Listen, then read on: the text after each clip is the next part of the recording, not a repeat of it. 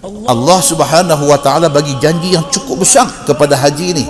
Hadis riwayat daripada Abi Hurairah radhiyallahu anhu, dia kata anna Rasulullah sallallahu alaihi wasallam qala al-umrah ila al-umrah kaffaratun lima bainahuma wal hajjul mabrur laysa lahu jazaa'un illa al-jannah, atau kama qala, hadis sahih riwayat Muslim.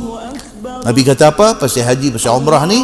Orang yang pergi umrah, lepas itu dia pergi pula umrah. Tahun ni dia pergi, selang setahun dia pergi. Di antara dua umrah itu, Allah Subhanahu wa taala menjanjikan kafarah dosa.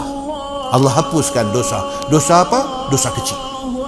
Tuh, anjuran supaya kita teringat nak pergi.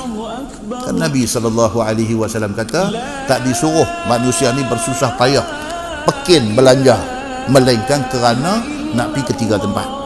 Apa dia? Nak pergi Mekah, nak pergi Madinah, nak pergi Baitul Maqdis.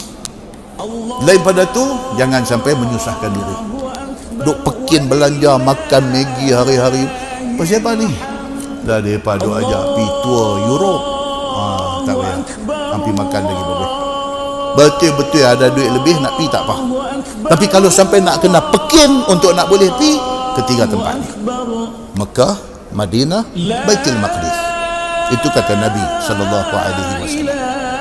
Dan wal hajjul mabrur laisa lahu jazaa'un illa al jannah. Dan orang yang pergi buat haji dan dapat haji yang mabrur, tidak ada janji kepada dia melainkan syurga.